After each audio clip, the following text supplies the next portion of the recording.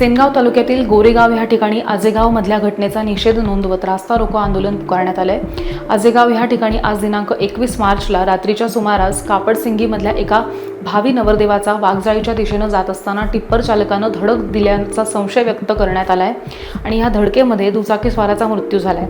या घटनेचा निषेध नोंदवत गोरेगाव या ठिकाणी रास्ता रोको आंदोलन पुकारण्यात आले आणि या आंदोलनामध्ये शिवसेना ठाकरे गटाचे जिल्हा प्रमुख संदेश देशमुख, प्रवीण महाजन, क्रांतिकारी शेतकरी संघटनेचे मराठवाडा अध्यक्ष गजानन काबरखे, क्रांतिकारी शेतकरी संघटनेचे जिल्हाध्यक्ष नामदेव पतंगे यांच्यासह पदाधिकारी कार्यकर्ते मोठ्या संख्येने सहभागी झालेले होते। तसंच तात्काळ संबंधित अपघात घडवून दुचाकीस्वाराच्या मृत्यूस कारणीभूत ठरलेल्या चालकावरती गुन्हा दाखल करून कठोर कारवाई करण्याची मागणी सुद्धा यावेळी करण्यात आली आहे। दिनांक 21 मार्चला दुपारी 12 वाजता हे रास्ता रोको आंदोलन पुकारून निषेध नोंदवण्यात आलाय। माझा मुलगा कपिल कापत होता त्यामुळे तो लग्न 24 तारखेची 24 मार्च किंवा आजोबाला घेण्यासाठी आलं आणि आजचं देवकर 24चं लग्न त्यात ती घटना घडली। सकाळी काय घटना घडली? घटना घडली तो उडवलं जाते पुन्हा रेतीवाला टिप्परवाले। अच्छा, मला मृतदेह तुम्ही ताब्यात घेणार का? नाही, एकुलता एकच मुलगा। काय मागणी तुमची? मागणी आता नंतर सांगू काय।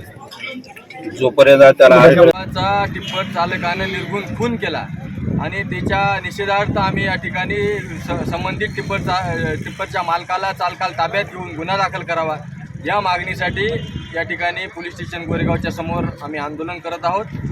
खरं तर दुर्दैवी गोष्ट आहे, जिल्ह्यामध्ये अवैध रेती कशा प्रकारे चालू आहे हैदोस मांडलाय।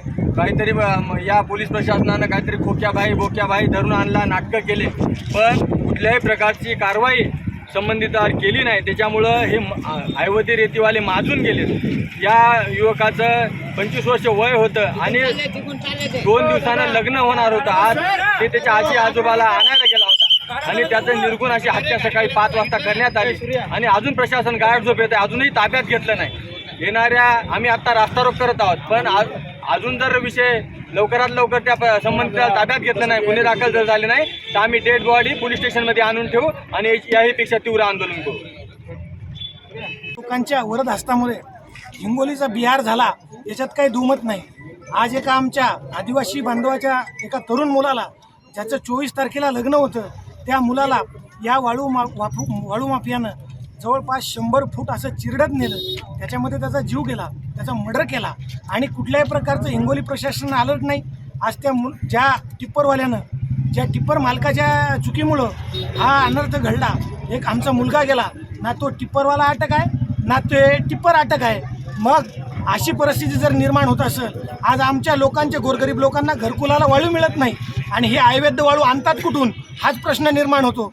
आज आमचा पोरगा जीवानं गेला, आज असे किती लोकांचे यांना जीव घ्यायचं आणि किती लोकांना या टिप्परवाल्यांना, वाळू माफियांना, या प्रशासनाला पोसायचं आणि आमच्या हिंगोलीचा बिहार करून यांना आमचे मुलं बाळं मारायचे का? आमच्या बायका, आमचे पोरं अनाथ करायचे का? मग ही परिस्थिती राजकीय लोक करतात तरी काय? यांच्या वरद हस्तामुळं काही खोक्याबाई, कोणते बोक्याबाई, हे पैशाचा माज या लोकांना आलेला आहे आणि याच्याच भरोशावर, यांच्याच जोरावर गोरगरिबांच्या पोरांना मारण्याचं काम करत आहेत। आता तुम्ही पाहताय या ठिकाणी शेकडो नागरिक या ठिकाणी जमलेले आहेत। आमच्या एका पोराचा जीव गेलेला आहे।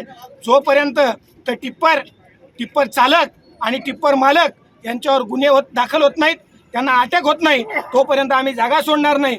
एवढंच नव्हे तर जे काही या ठिकाणी ती बॉडी आणलेली आहे, ती बॉडी, ते कुटुंब आणि त्यांच्यासोबत आम्ही जमलेलो, ती बॉडी आम्ही ताब्यात घेणार नाही आणि यांनी जर विलंब लावला तर ती बॉडी आम्ही रस्त्यावर आणू आणि ह्या महाराष्ट्राच्या गृहमंत्र्याला सांगू की भाऊ, तुम्हाला आमचे किती शेतकऱ्यांची, किती गोरगरिबांची, किती दीनदलितांची पोरं वाळूच्या टिप्परखाली मारायची, ती एकदाच मारून घ्या, ती आम्ही सगळी रस्त्यावर आणून ठेवतो। तुम्हाला काय जे करायचं ते करा, परंतु आमच्या शेतकऱ्यांना, आमच्या दीनदलितांच्या पोरांना न्याय मिळाला पाहिजे, एवढंच या निमित्तानं मी आपणास सांगतो।